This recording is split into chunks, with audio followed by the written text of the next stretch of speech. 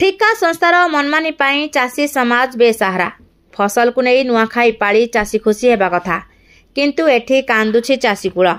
नुआखाई धान अमलर एक खुशीर पर्व। धान अमल करी माँ पाखरे खुशी रे भोग लगी करुथुवा बेले एठी कांदुछि चाषी। चाषी सरकार पक्षरु गोटिए पर गोटिए पदक्षेप नियाजाउथुवा बेले कटक जिला टांगी चौद्वार ब्लॉक अंचल चाषी आज दुर्दशारे। ठिका संस्थार मनमानी पाई चाषी आज हीनस्था भोगुछि।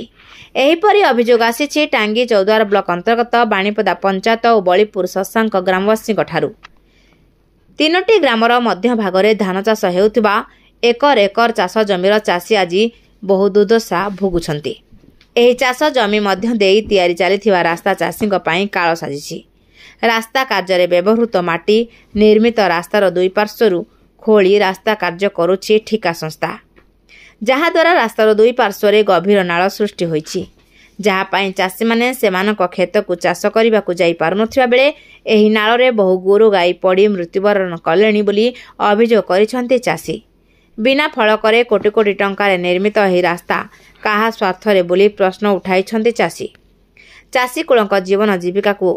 अंधार करी किछि अर्थ लोभरे सरकारी नियम को फू करी एपरि निम्नमानर कार्य करी चलीछि ठिका संस्था। रास्तार दुई पार्श्वरू माटी उठाई गभीर भावे खोली चाषी को राजरास्ता को नहीं आसी ठिका संस्था। अन्यपटे एपरी कार्य को सहयोग करुवा विभागीय अधिकारी विरोध में कार्यानुष्ठान नेबा सह एही कार्यर तदंत पाई दाबी रखिछंती चाषी। तेबे एही समस्यार समाधान पाई सरकार निकट में दाबी रखिछंती स्थानीय अंचल चाषी प्रहलाद बिशोई, रवि नारायण प्रधान, कान्हूचरण बेहेरा प्रमुख सह अनेक चाषी। प्रहलाद बिशोई बलीपुर कौन अभियोग कर आज्ञा जे आमर ये गोचर जमी नेले रास्ता कम्प्लेन कले गोचर जमी नौ कहीं गोचर गोरु चलिया आम 40टा गाई आज्ञा चलिया असुविधा हो 4टा गाई पड़ी मरले गोटा वृद्ध लोक आज्ञा पड़ी मरला कम्प्लेन कले कंट्राक्टर मान को कंट्राक्टर कहे आम धंदा आम कर तुमर किए या आज्ञा अभियोग आज्ञा जहाँ कर भल करूँ आज्ञा रास्तार बड़ बड़ खाल है आज्ञा रास्ता माटीटा बाहर आसी पड़े कि गोचर रास्ता नेले से माटी की सेठ टेकिदेले से माटी टेकिदेला मैंने केड़े केड़े खाल आज्ञा 10 फुटिया 15 फुटिया खाल 3टा 4टा खंडे गाई आज्ञा पड़ी मरचंदी गोटा वृद्ध लोक आज्ञा मेडिकल पड़ी भारी असुविधा आज्ञा चाष जाई पारना चाष को आम बिलू केमी जीवु एटे खाल आज्ञा आम चाहूँ जमी से पोता हम भल हेल्ले गाई चारे आमर गोचर आम 40टा गाई आज्ञा गाई चलिया आज्ञा ना पाट तो सब बिकिदे देख ये 4 खंड मौजा चलुच्च बलीपुर माहल हूँ माने माने बड़ माहल 8गड़ आज्ञा बड़ 8गड़ जदि बड़ थाए बलीपुर माहल आज्ञा सब चाष आज्ञा माने कांचरण बेहरा बलीपुर आदिवासी कौन आज अभियोग कर आज्ञा ये चारिपट जाक तो देखुच ताड़ी तोड़िक आप देखुं ताड़ी तोड़िक आम कहला बड़ बड़िया नेताड़िया को धरिकिना से काम करते गोचर गोचर तेणिक आम मरऊ तेणि रास्ता हूँ मो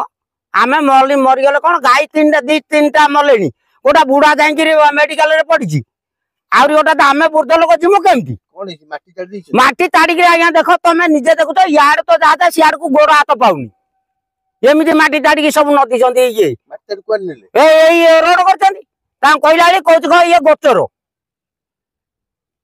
आमको आज्ञा आम कौन कहूँ जीवासे आम आज्ञा कर कौटी घट बाट रखिंट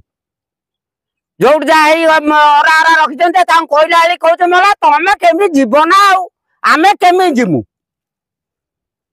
कौन चाहूच कौन आज्ञा आ कौन गोटे व्यवस्था करा कि नाई आम से तो चाहूँ आम कौन सुरक्षित सी तो रोड करदे आम चल बंचले सीना चलू आग मरिकी चलू आदि